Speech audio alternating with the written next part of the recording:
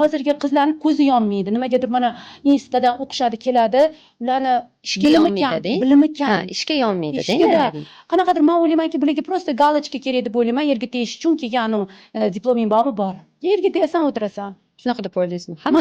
Men ko'pladim. Mana menda nechta odam yerga tegdi, ishga keldi, ishlardi. Ozgina ishlarda endi baribir ular uchun ham nomda, qayerda ishlardi. Keyin mendan surishtirishadi. Mana bu qiz sizda ishlagan ekan. Eshitsangiz, yaxshi qiz ishlaydi, bizda yomon emas. Men tarbiyalayman ham bularni. Shunaqa yaxshi joylarga yerga tegib ketishadi. Ana ko'rdinglarmi, qayerga ishga kirishgan? Deganda ham mijozlar ko'p bo'ladi. So'raydi-yu, qayerda qizlar bor? Mana bizda qizlar bor. Hozirgi ayollar, hozirgi qizlar, studentlar hammada mas'uliyat yo'q.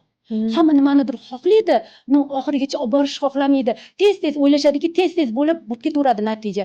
Даже buzib qo'ygan narsasini ham o'ziga yetishmaydi, tan olishmaydi. Bu men buzdim deb aytmaydi. Birovning narsasini qadriyatlatmaydi. Bitta gapni 10 marta aytaverishingiz kerak, 100 marta aytishingiz kerak. Eshitsa eshitmagandek qiladi. Xo'p, bo'ldi. Shu narsasini ustida ishlash kerak.